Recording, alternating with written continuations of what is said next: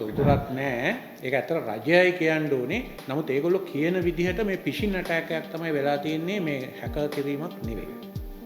අර ඒගොල්ලෝ මේ හැකර් කිරීම කියන එක වෙනුවට ෆිෂින් ඇටැක් එක යට ගන්න ක්‍රියා කරන්නේ ෆිෂින් ඇටැක් එකක් එන්නේ මේ ක්‍රියාවලිය ඕතරයිස් කරලා ගියාට පස්සේනේ. ඒතර ඒ ඕතරයිස් කරපු කට්ටිය බේරා ගැනීමේ අරමුණින් තමයි මේ හැකර් කියන්නේ. හැකර් කිව්වම මේ කට්ටිය කැමැත්ත අවශ්‍ය නැහැ. මේක ඉතාම සියුම් විදිහට මේ අපරාධය යටපත් කරන්න කරන කතාවක් මිස නොදැනුවත්කම නෙවෙයි. ඉතාම පැහැදිලිව දැන් මේ ගිය සැප්තැම්බර් මාසයේ මේ සමාජ මාධ්‍යවල දැන්වීමම දැම්මනේ $4000කට ලංකාවේ ඕන ඩේටා එකක් දෙනවා කියලා. ඉතින් ඒ අවස්ථාවේ අනතුරු ඇඟවීමක් වෙලා තිබුණා නම් අපේ ෆයර්වෝල් එක ගිහිල්ලා තියෙන බව පෙනුණා නම් ගත්ත පියවර මොනවද? අපේ ආරක්ෂිතභාවය ආරක්ෂා කරන්න. අනිත් එක මේ හර්ෂණ සූර්යප්පරුව මැතිතුමා ගැන අපි දන්නවනේ. ඔහු කොටස් වෙළඳ පොලේ ක්‍රියා කරපු ආකාරයෙන් නම් උට තියෙනවනේ ඉතිහාසයක්.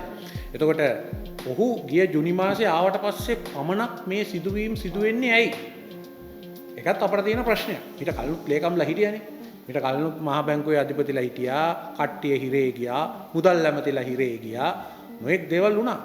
එහෙව් රටේ මේ අපි කර කියනවානේ කියමනකුත් තියෙනවානේ මේ කලාමැදිරියටත් බයයි කියලා ගිනිපෙල්ලෙන් බැට කෑහම 22 වෙච්ච සිද්ධියත් එක්ක දැන් මේ ඇතිවෙමින් තියෙන තත්ත්වය ගැන මුළු රටම කල්පනා කරලා බලන්න ඕනේ. මුළු මූල්‍ය ශාස්ත්‍රයේම අවුල් ජාලයක් කරලා තියෙන බලශක්ති ශාස්ත්‍රයේ අවුල් ජාලයක් කළා. දැන් මේකත් අවුල් ජාලයක් කරගෙනමින් ඉන්නේ.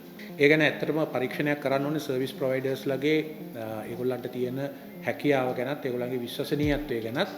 දැන් අපිට තවත් ප්‍රශ්න ඉදිරියේදී පැන නගිනවා අපේ මේ හැඳුනුම්පත් ගැන. හැඳුනුම්පත් වලටත් ඉදිරිපත් වෙලා තියෙන ඇතම් සර්විස් ප්‍රොවයිඩර්ස්ලාගේ පැටිකිරිය ගැන බලන්න ඕනේ. ඒ කියන්නේ ඩියු ඩිලිජන්ස් නැති එක මේ ආණ්ඩුවේ තියෙන ලොකුම ප්‍රශ්නයක්.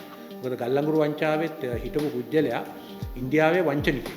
ඒතර ඒ ගැන ඩියු ඩිලිජන්ස් එකක් ආරම්භයේදීම කළා නම් වටිනා ඩොලර් ටික වැය වෙන්න කලින් මහ බැංකුවත් මුදල් අමාත්‍යාංශයත් බලශක්ති අමාත්‍යාංශයත් ඔක වෙන්නේ නැහැ.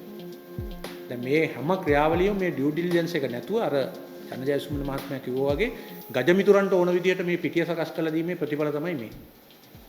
දැන් මේ ලේකම්වරයා තුමා ප්‍රාදේශීය ලේකම් කෙනෙක් කියලා තුමා අතිරේක ලේකම්වරයෙක් කියලා හෝ රාජ්‍ය ආයතන තුල මොයම් හෝ තනතුරක් කරලා සුදුසුකම් කියන ඒ පිළිබඳ අධ්‍යක්ෂකෙක් කෙනෙක් එහෙම කිසිම අධ්‍යක්ෂකෙක් නැහැ. කොහෙද හිටියේ තුමා මොන විශ්වවිද්‍යාලයේ උපාධිය ගත්තා?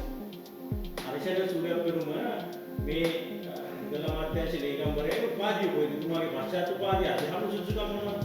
අදුවා ඒක හරියට තේරුම් ගන්න ඕනේ. මොකද්ද තියෙන සුදුසුකම් මුදල් අමාත්‍යාංශ ලේකම්වරයා විදියට පත් කරන්නේ කියලා. ප්‍රශ්නයක් තියෙනවා මේ පැහැදිලි